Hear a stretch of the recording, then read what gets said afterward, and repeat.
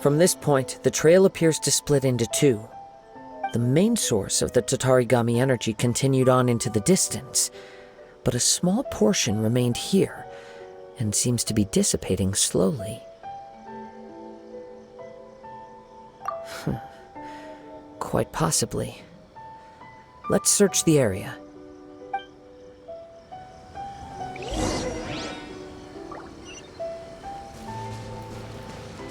Whoa! Look at all those hilly churls! They're acting really strangely! Something seems to be drawing their attention. Let's take a closer look. Think you can get away? Be still.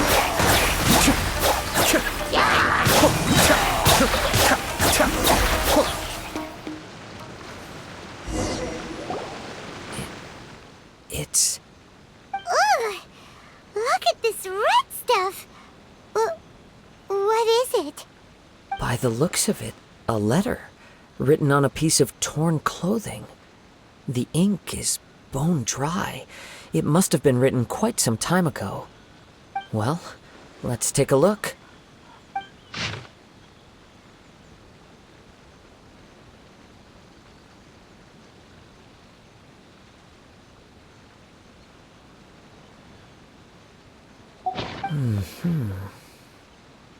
According to this letter, a conflict arose because Amenoma Yuya wanted to seize a blade belonging to Mr. Nagato.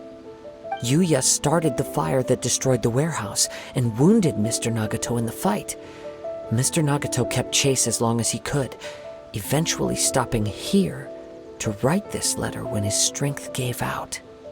So, where is he? He was not only mortally wounded, but also under the heavy influence of Tatarigami. Add to that the fact that its aura seems to have attracted a horde of monsters, and I'm afraid he may no longer be with us. Whatever traces there may have been of his fate beyond after this point, they've since been disturbed by the hilly churls. There's nothing more for us to find here. Yes. Right now, we need to uncover some more important truths. If Amenoma Yuya is attacking other people indiscriminately, then the longer we take to find him, the more people risk meeting the same tragic end. Right! So let's get moving! I wouldn't be surprised if he, too, fell prey to the influence of the Tatarigami. For a practitioner of the martial arts, the easiest desire to inflame would be their pursuit of further power and skill.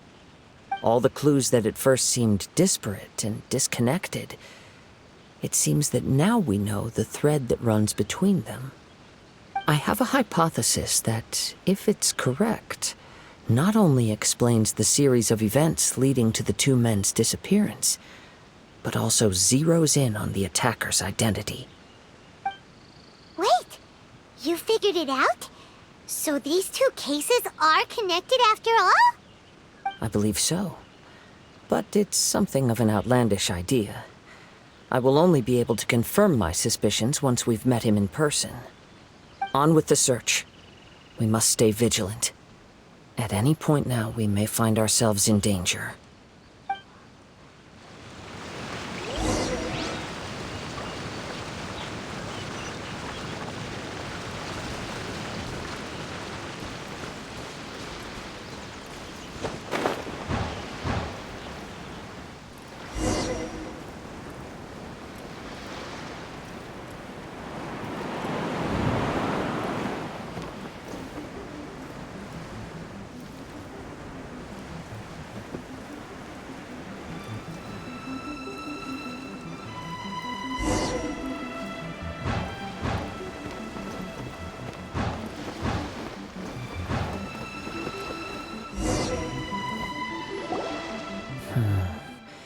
He seems to have stayed here for a long time.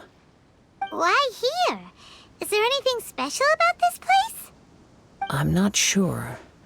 But on closer examination, I sense that the aura may have lingered here at several different points in time.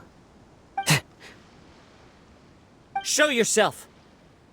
It's no use hiding anymore.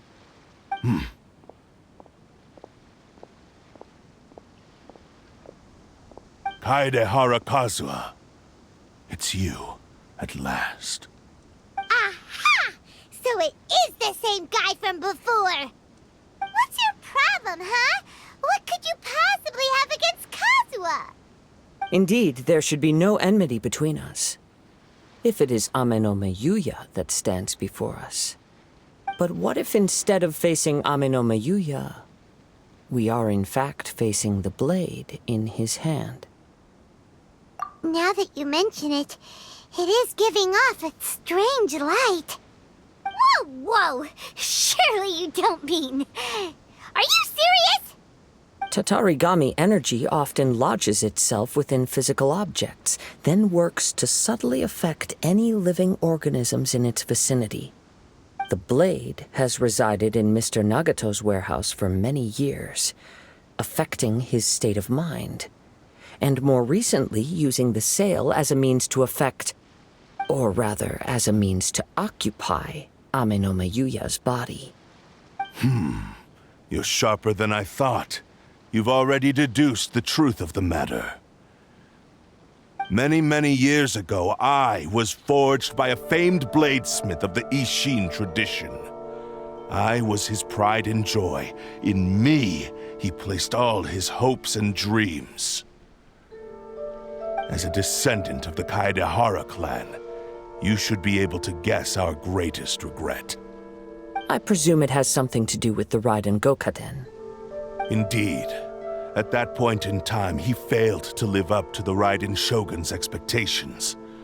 In the end, all he could do was to flee the nation by sea on a ship bound for Snezhnaya. He was a bladesmith of great renown, a master of his craft. There was nothing that he could not accomplish. All he needed was more time and a little faith. And sure enough, in the end, he achieved what he had set out to do. All of his life's work, his wisdom, his skill, it culminated in his creation of me. He not only bestowed upon me the greatest of strength, but also endowed me with a consciousness of my own. In her conceit, the Raiden Shogun lost not only the single most perfect blade in the entire world, but also an irreplaceable achievement in the art of blade forging. So... swords can become conscious and control people? The people of the time in which I was born never believed I had that kind of power. They saw me as a mere blade, a sharp and well-crafted one, but in all other respects an ordinary weapon. But that gave me the opportunity to take action. After the death of my creator, I decided to leave Snezhnaya and began my long quest to return to the distant land of Inazuma. Moving from one person to the next, I controlled the minds of countless hosts along the way, each bringing me one step closer to my ancestral home. I seek but one thing: to face the full force of the Raiden Shogun's blade and prove my power, the might of Ishin art. So Ame no Miyuya was not your first victim. Tell me, what happens to those you've possessed when you've finished using them? My hosts? Who cares what happens to them? They are but tools that serve my mission. When they got tired, or injured, or unusable, I hopped to the next one in line. All I needed them for was to take me back to Inazuma. You're awful! After I returned to Inazuma, I decided to bide my time in Nagato's warehouse until Ame no Miyuya handed himself over to me on a silver platter. At long last, I'm approaching my journey's destination. By Ame no Miyuya's body, I have found you, and by your hand, I shall defeat the Raiden Shogun! Kaedehara Kazuha, you stood against the Raiden Shogun's Muso no Hitotachi. There can be no other to serve as my host for what is to come. Now, give your body over to me!